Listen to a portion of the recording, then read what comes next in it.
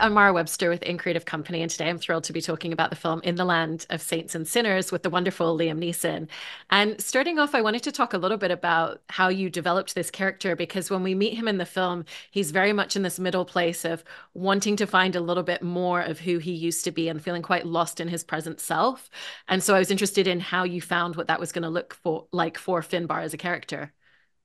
Well, that just describes me, actually, what you've just said. Yeah. So it was a very comfortable coat to put on, Finbar. Yeah. Uh, and it's a character I've played various cousins of his over the years, you know. Uh, they loved the script, loved being back in Ireland, shooting with a bunch of mates, you know, and some new colleagues too. Um, Yeah, it was a joy. And Robert Lorenzen, he had directed me on a film called The Marksman 4 or 5 years ago. Uh, it was lovely to be with him, you know. And because it's a thriller and it's quite fast paced, uh, we shot it with a good pace. Do you know what I mean? There was no real hanging around doing endless takes. Thanks be to God, you know. Two takes, maybe three maximum, then move on, you know.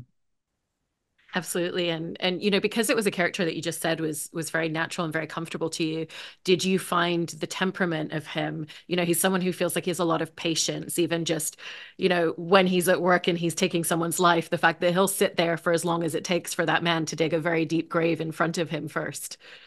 I think so because he was in the army, Second World War, because the movie's set in the 70s, you know. So 30 years after the end of the war,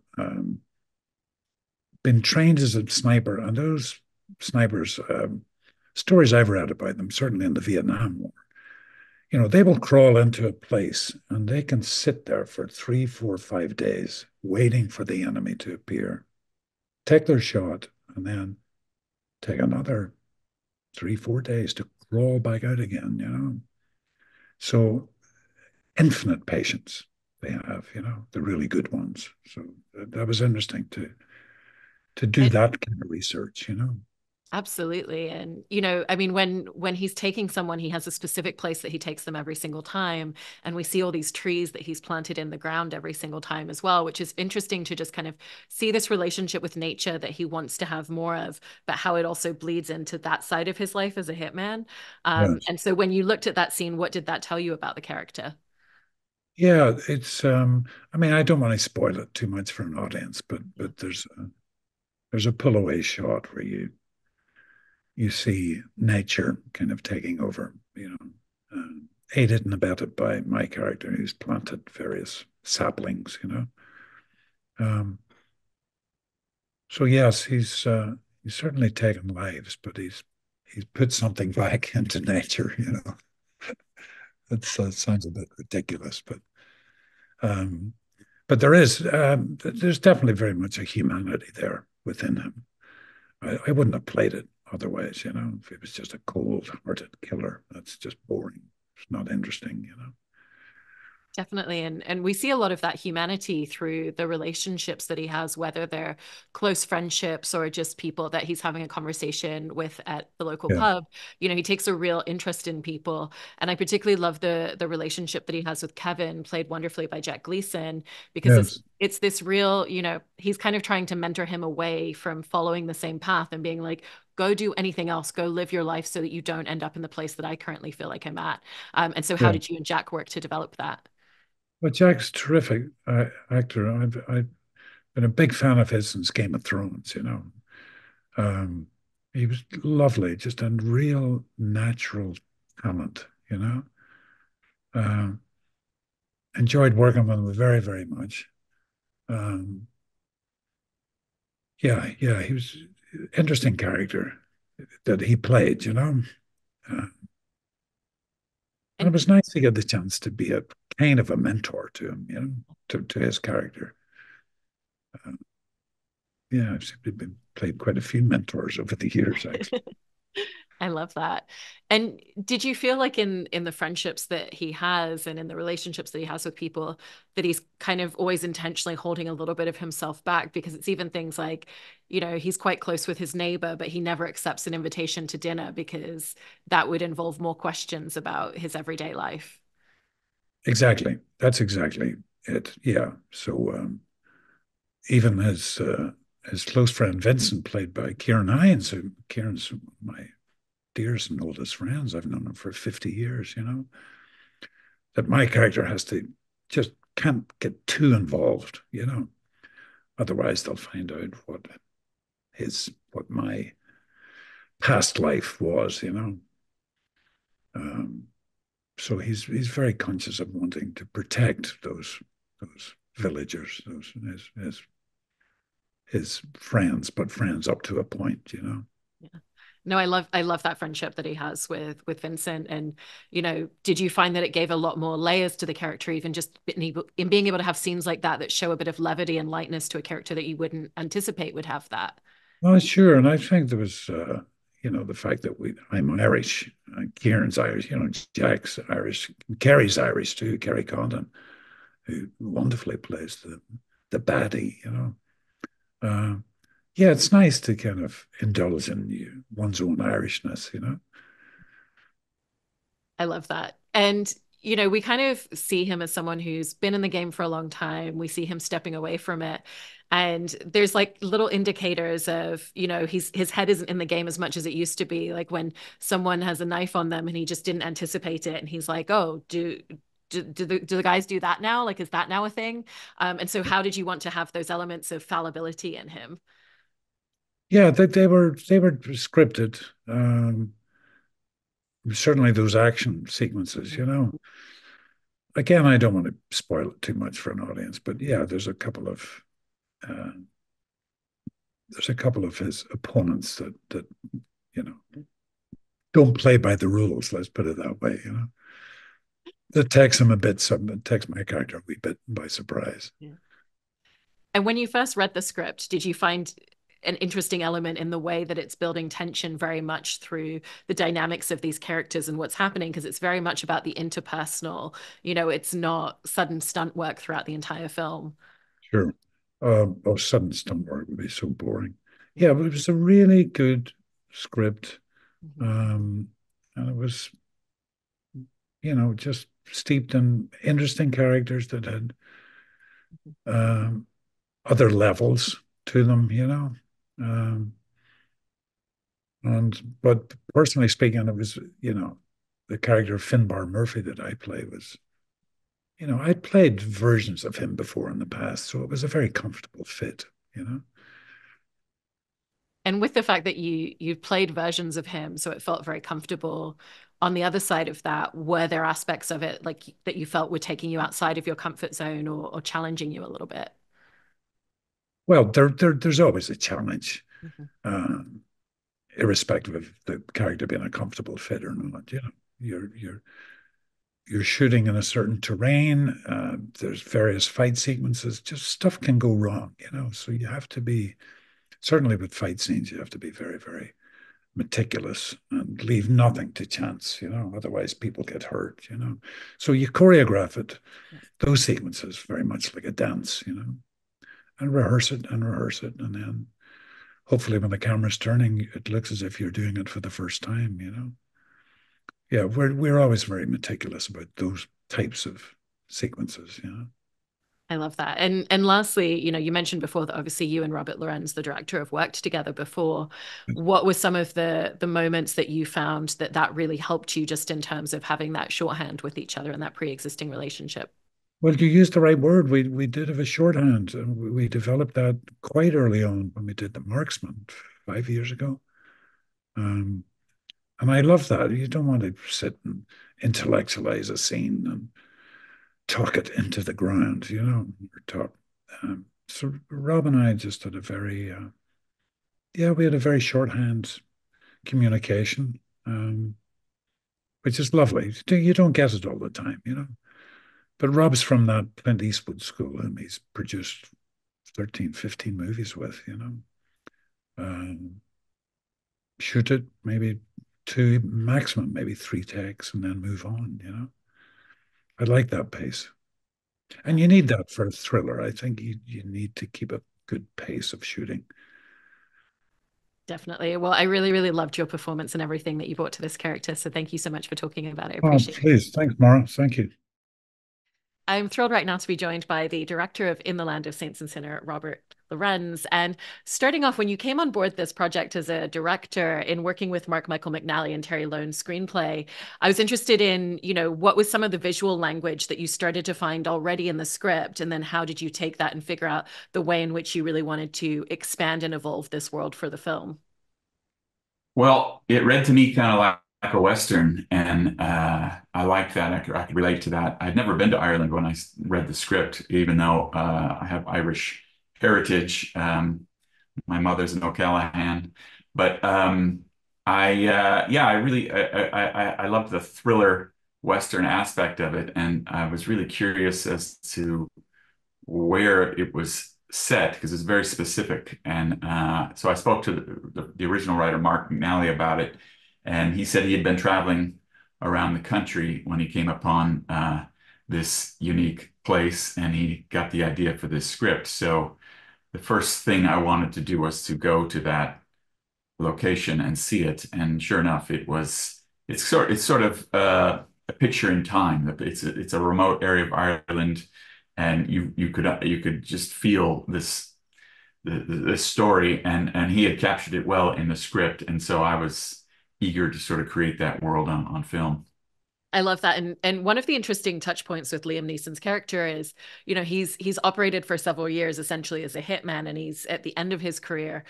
But he's not someone who keeps himself to himself. He's very engaged in a really small, tight-knit community.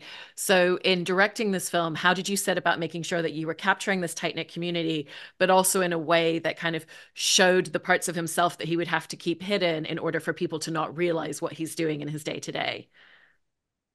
Yeah, well, it's a very remote area, and so there's long distances between houses, and you could sort of. I think some of the people that read the script initially said, "How is this going to be possible?" I said, "Well, wait till you see these locations. I mean, it's spread out. You could do things, and nobody is around for miles, and so you got that sense. I mean, right from the beginning, he gets let out of the car and he's walking all the way up to his house. So you just get the sense that there's great distances between everything, and he could keep um, that anonymity there. Absolutely. And I love that detail. When we see him on his last contract, when he takes someone to a remote area, like you were just describing, and kind of has him get out of the car and is like, start digging and has the guy dig his own grave, that you have all these small trees that kind of show all of the contract kills that he's done before. And you even have one that's like at the side ready to be planted. And I was Right. interested in how you kind of designed and mapped out that scene. Yeah, that was a tricky scene. That was as scripted originally, that he did plant a plant on top of each of the graves. And it was scripted as out on a bog, but it just felt like too exposed. So I found that forest, and I had the idea that if he had to work his way through a forest first, then you could believe that it was hidden away from everywhere else. So yeah, we found that unique little spot that was really tucked away and alongside the river there. And then we had to put in trees, the idea being that the trees sort of blended in with the forest behind it so that it would kind of all be believable. And it was quite a trick to try and dig those graves and and have them standing by to shoot in and out of and so forth throughout the day. And even a scene like that, you've really kind of captured how beautiful this landscape is. But you're also at the behest of Irish weather, which isn't always delightful. You've got the fog, you've got the rain coming in. What was kind of like some of the challenges of shooting with the constantly changing weather, but also what do you feel like it really lent to the visuals of the film?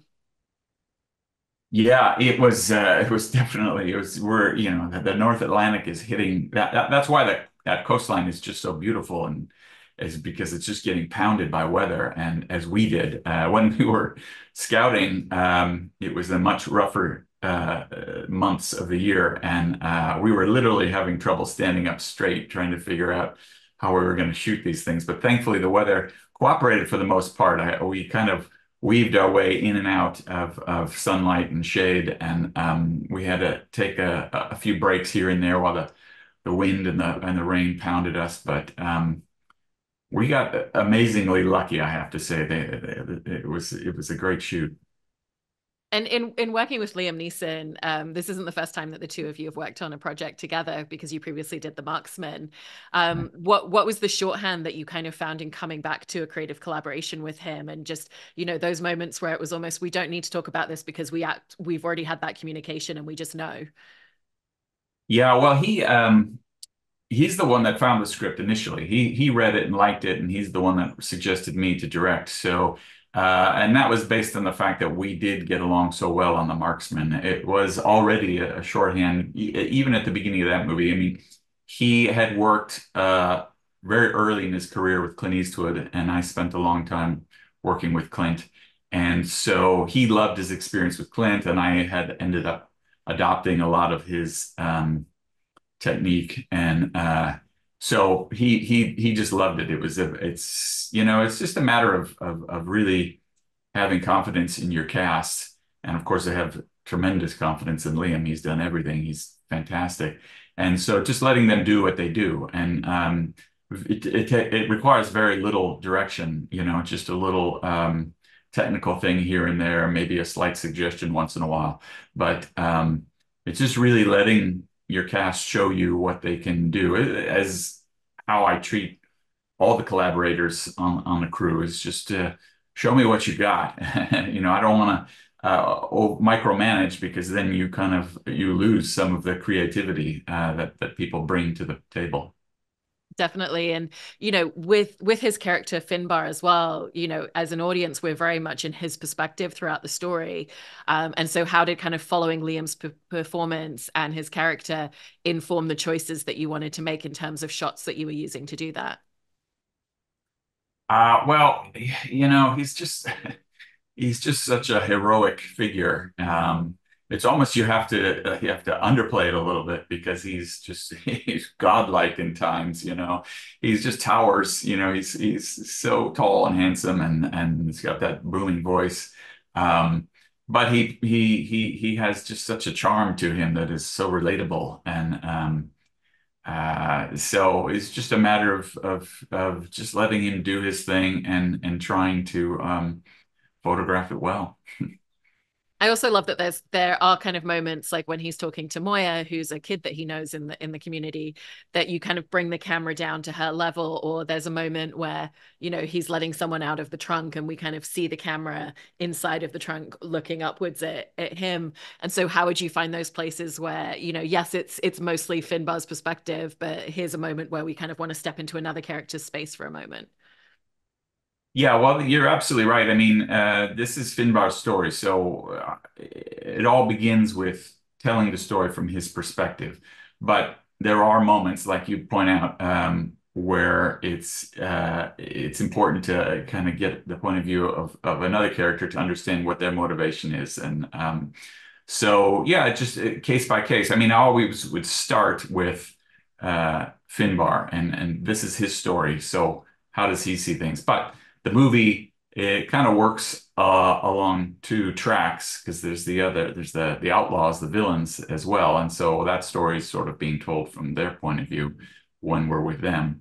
But it's always just a matter of thinking about within the scene, whose point of view is this being told from, and then putting the camera there to capture that.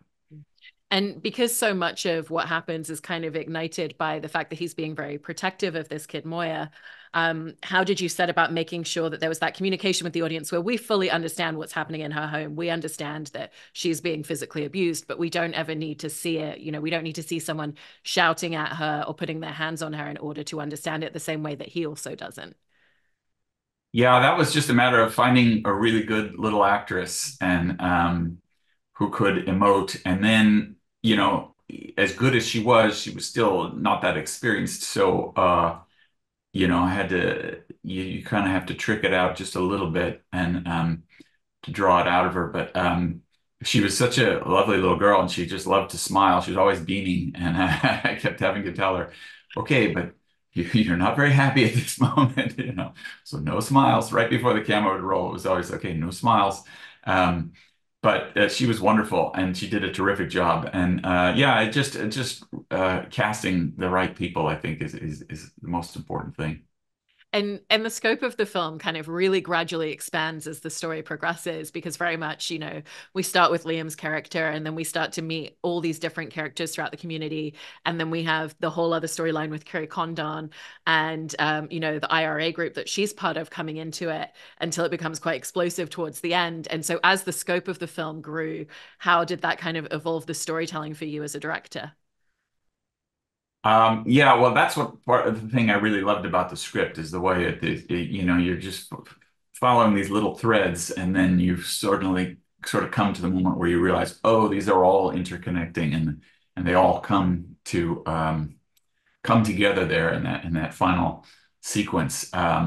So it was just a matter of making sure that each of the threads was authentic and believable when you're in those moments, and so the cast, as I mentioned, making sure that they were really good actors that could convey the role properly, but then giving them each their own moment so that we care about each one of them and we kind of understand each of their point of view. So that when we get to the final sequence, we really can feel the gravity of the situation.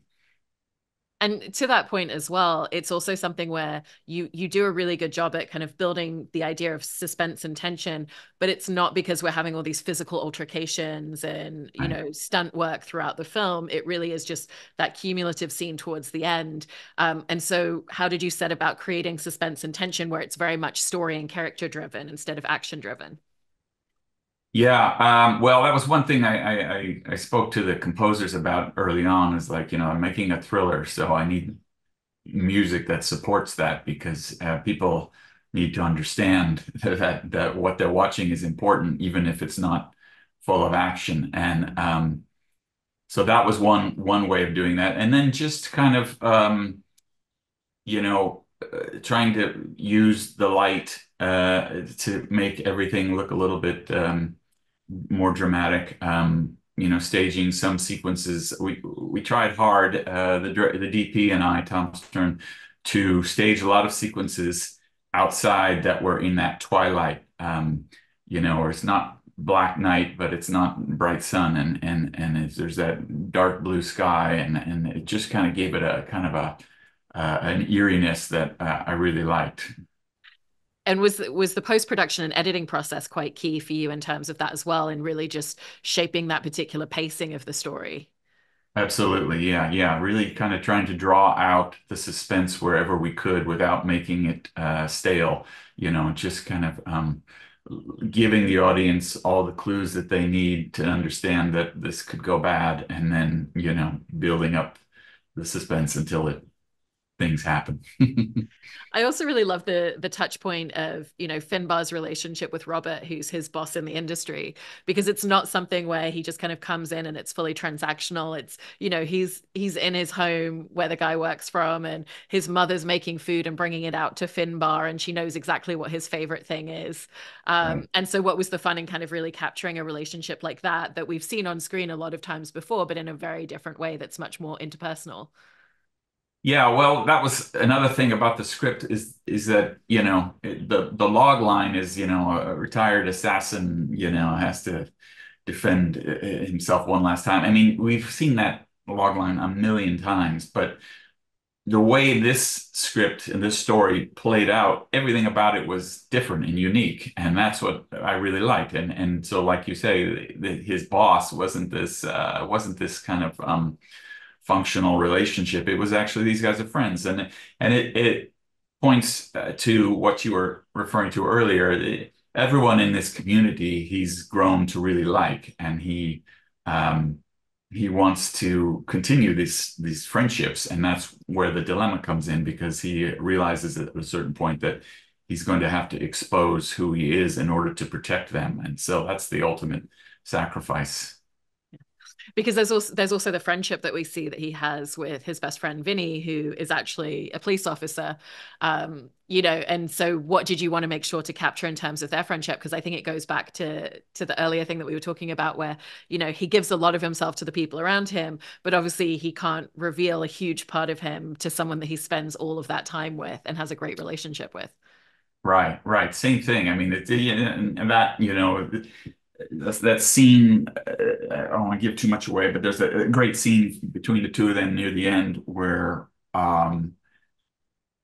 all is revealed. And it's heartbreaking, I thought, and the way these two terrific actors played it, and they're actually friends in real life. So they, you could feel that in their performances. And yeah, it's you kind of appreciate the gravity of this sacrifice that he's going to have to make in giving up all these friendships that he's developed over the years, and that he just wants to continue, but he's not going to be able to without protecting them. And then there's also Kevin, who's a character played by Jack Gleason. And, he's someone who's kind of coming up in the hitman industry, so to speak. And Liam's character very much kind of sees it as, instead of me mentoring you through what you're doing, I kind of want to mentor you away from it because I Right, wish that I'd lived my life differently. right. And they're such polar opposites, but yet they connect so well as characters. And so how did you set about making sure that you captured that dynamic as well?